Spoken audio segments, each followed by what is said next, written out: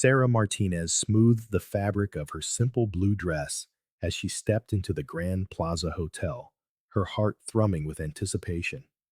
Today was her daughter Emma's wedding day, and despite everything, she couldn't help but smile.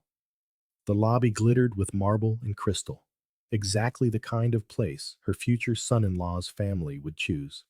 "Mom!" Emma's voice echoed across the lobby. Sarah turned to see her daughter, still in street clothes, hurrying toward her. "You came," Emma said, but there was a tightness to her smile, a tension in her shoulders that Sarah knew all too well. "Of course I came, sweetheart. I wouldn't miss your big day for the world."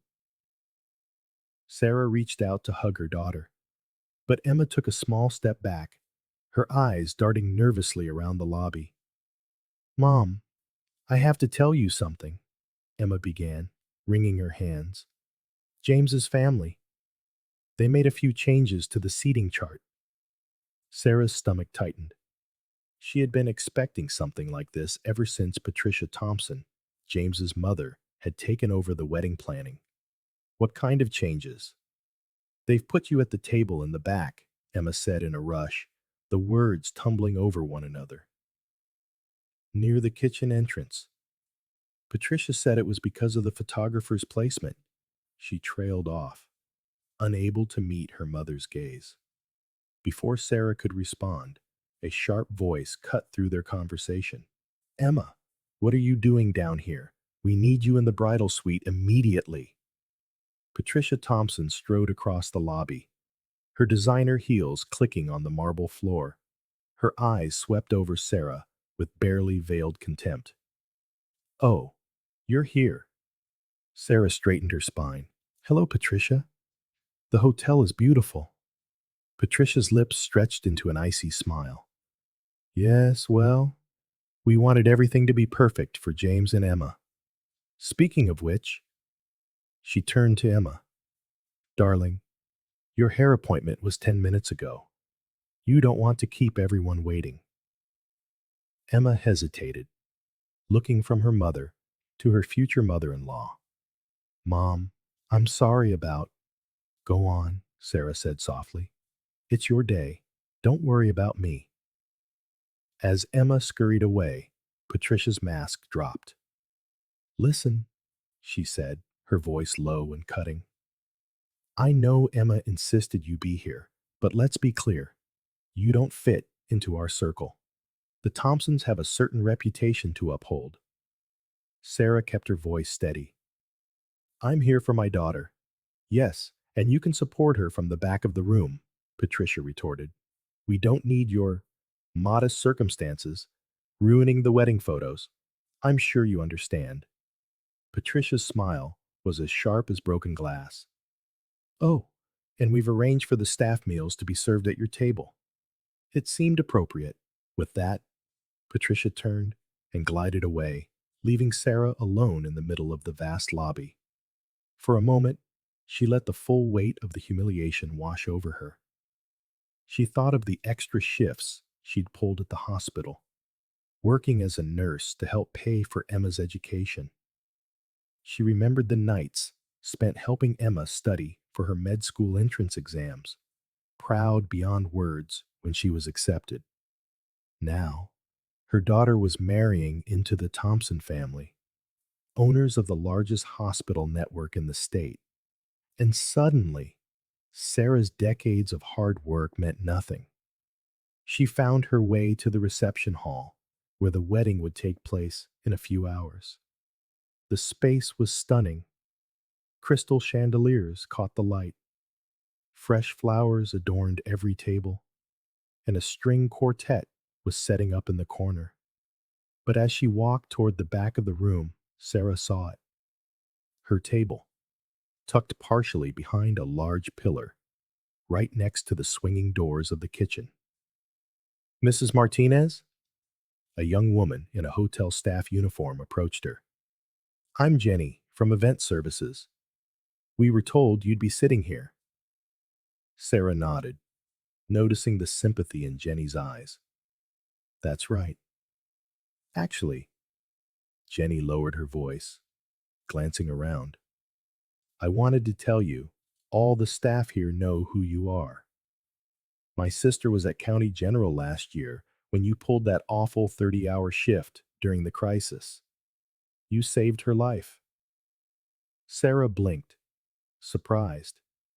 She remembered that night. A massive pileup on the highway had overwhelmed the hospital. She had stayed long past her shift, working until she could barely stand. "We," Jenny continued, "we think it's wrong how they're treating you, and we wanted you to know that if you need anything at all, just ask. The entire staff is on your side." For a moment, Sarah just stood there, processing Jenny's words. And then she remembered something, something that could change everything. She reached into her handbag and pulled out her phone. "Actually," she said, a small smile playing on her lips, "there is something you could help me with. But first, I need to make a call." As she dialed a familiar number, Sarah watched the Thompson family sweeping through the reception hall, barking orders and making demands. Patricia was at the center of it all, gesturing dramatically about some perceived flaw in the table settings. "Hello, Marcus. It's Sarah Martinez. You remember that favor you asked me to call in? I think it's time." The next 2 hours passed in a blur of activity. Sarah watched from her corner as the ballroom filled with guests, all dressed in designer clothes and dripping with jewelry. She couldn't help but notice how the Thompsons greeted each new arrival with elaborate hugs and air kisses, at least until they spotted her. "Is that her?" she heard one woman whisper to Patricia. "The mother who works as a nurse?" Patricia's reply was just loud enough to carry. "Yes, unfortunately. But don't worry, we've made sure to keep her out of sight. Can't risk spoiling James's big day." Sarah checked her watch. Any minute now. The first sign that something was wrong came when Jenny and 3 other servers quietly removed their uniforms, revealing street clothes underneath. They walked straight across the ballroom floor toward the exit. "Where are you going?"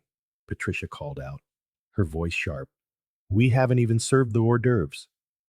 Jenny tilted her head, her chin high. "We quit." Before Patricia could react, other staff members began to do the same.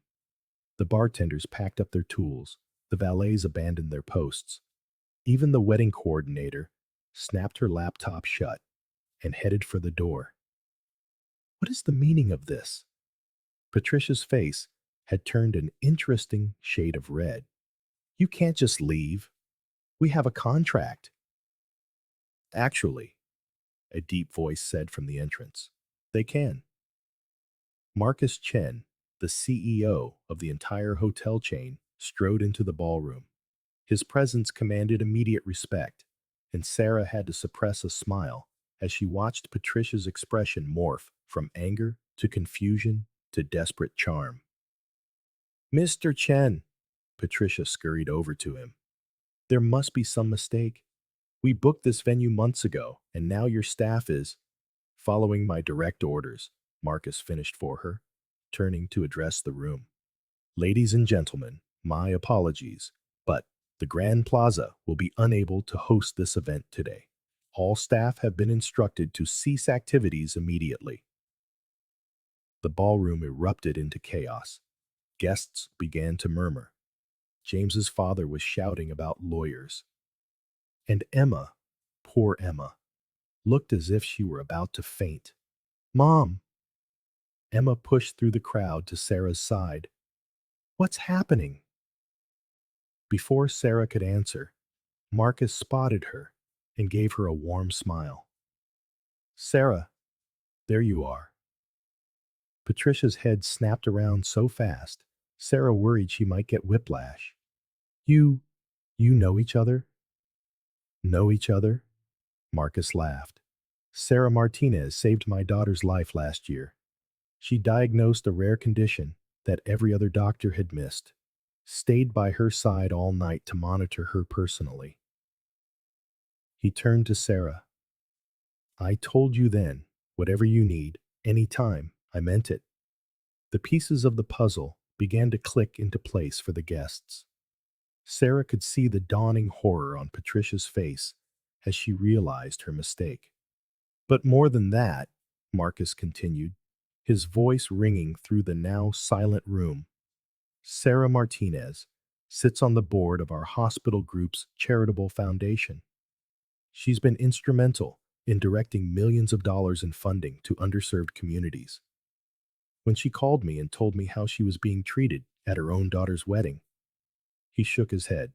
Well, let's just say the Grand Plaza does not associate itself with that kind of behavior. Emma looked at her mother, tears welling in her eyes.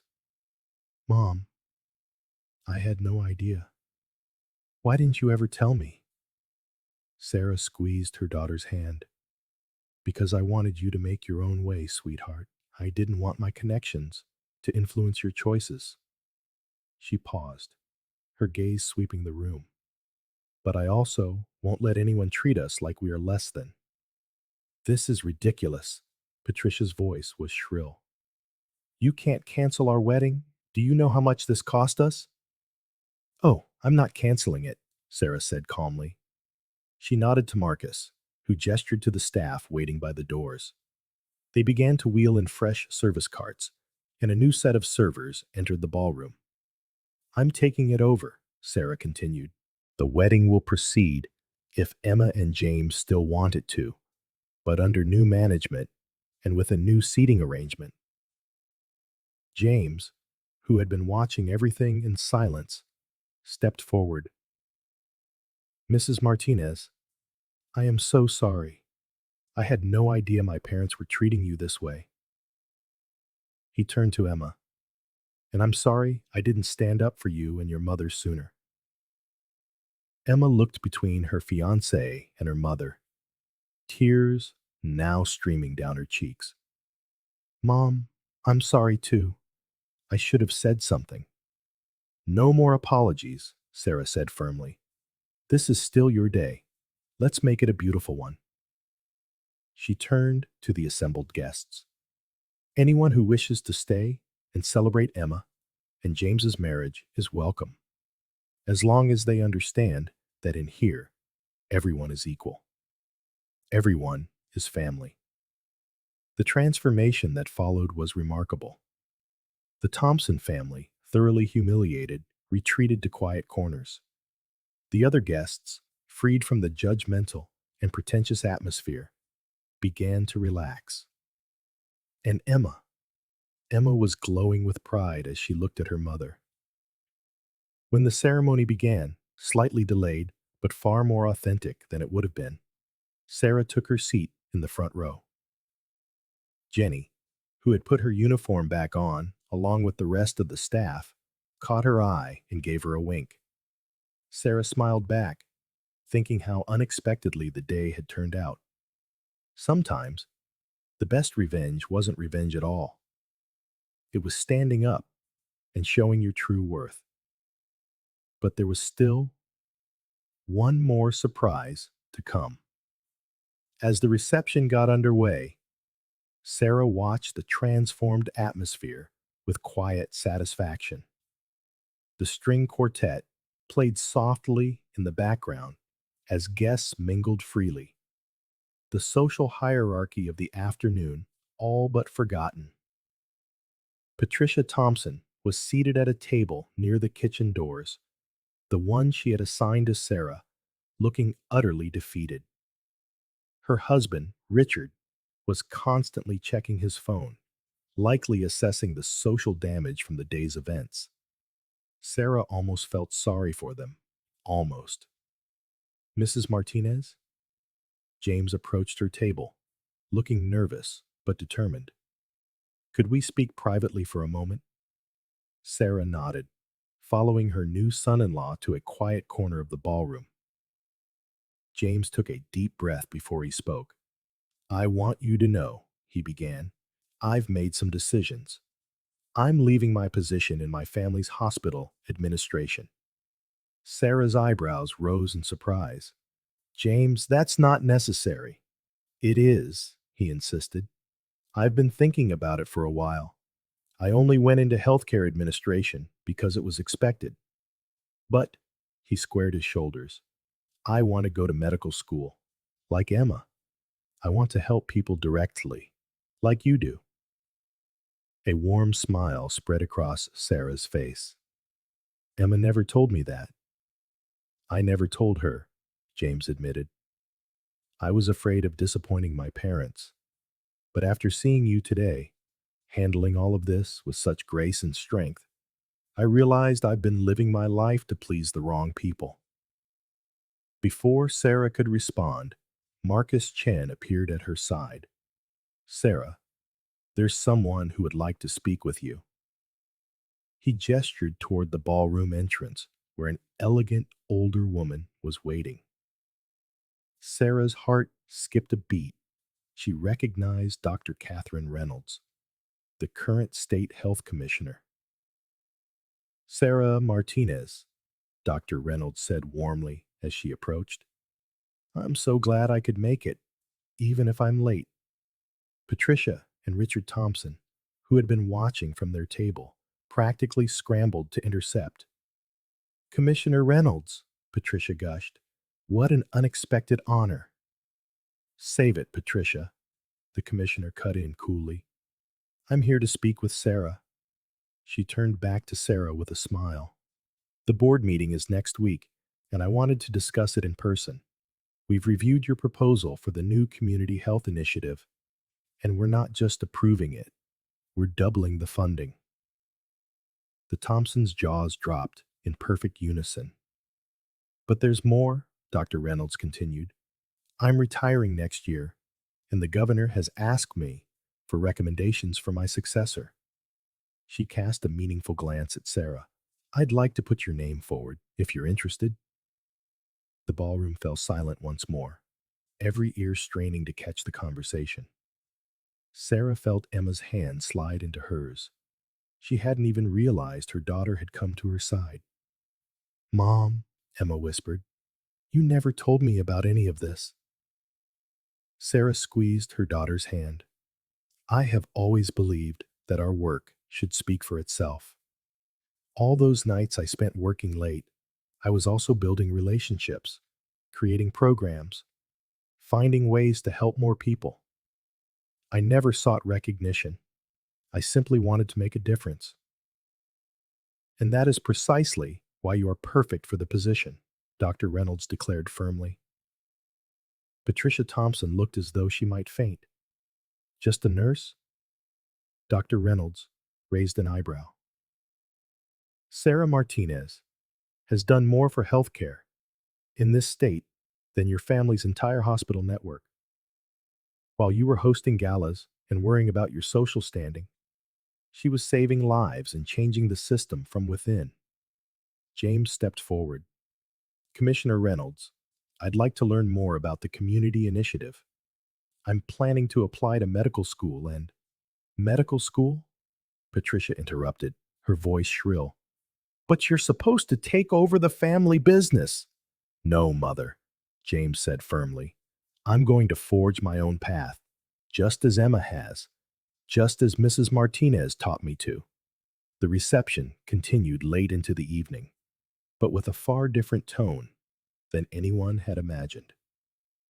The Thompsons had retreated to their table, their social currency completely spent. Sarah, meanwhile, found herself surrounded by guests eager to discuss her work and her vision for the future of healthcare in the state. As she watched Emma and James share their first dance, Sarah reflected on the day's unexpected turn. She hadn't sought to humiliate the Thompsons or prove her own worth. She had simply refused to be diminished by their prejudice. Jenny appeared at her side, a glass of champagne in hand. You know, the young server said with a smile. When my sister told me about the nurse who saved her life, she said you were some kind of angel. I think you might be a ninja. Sarah laughed, accepting the champagne. Sometimes, the best revenge isn't to strike back. It's about standing tall and letting your actions speak for you. Later that evening, as the reception was winding down, Emma found her mother alone on the hotel terrace, gazing out at the city lights. Mom, Emma's voice was soft. I am so sorry for everything. Not just for today, but for pulling away from you, for trying to fit into James's world. I forgot who I am, who you raised me to be. Sarah turned to her daughter, seeing not the bride in her lavish gown, but the little girl who used to fall asleep reading medical textbooks because she wanted to be just like her mother. You never have to apologize for trying to find your way, Sarah said, pulling her daughter into an embrace.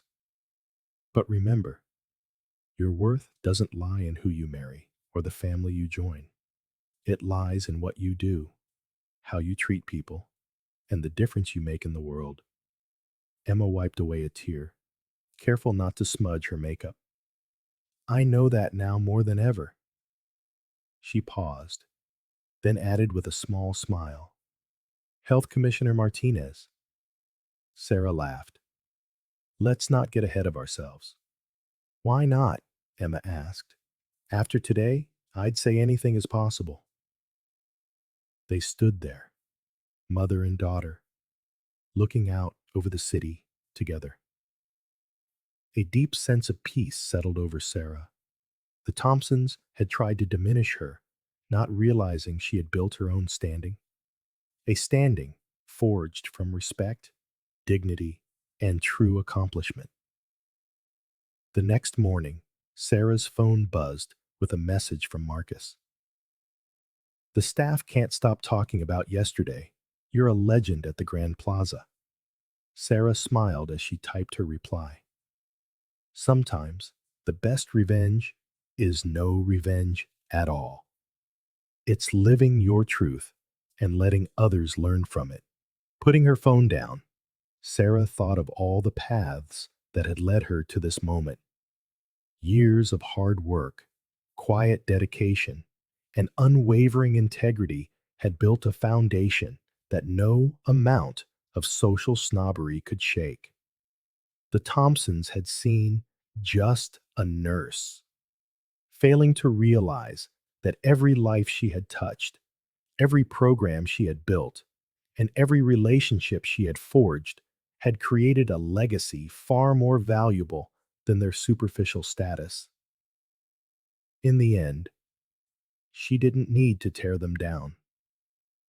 She simply needed to stand in her own light and let the truth illuminate everything else. And as she got ready for another day at the hospital, commissioner or not, she knew there were still patients who needed her. Sarah Martinez smiled, knowing that sometimes the greatest victory isn't in proving others wrong, but in proving to yourself that you were right all along.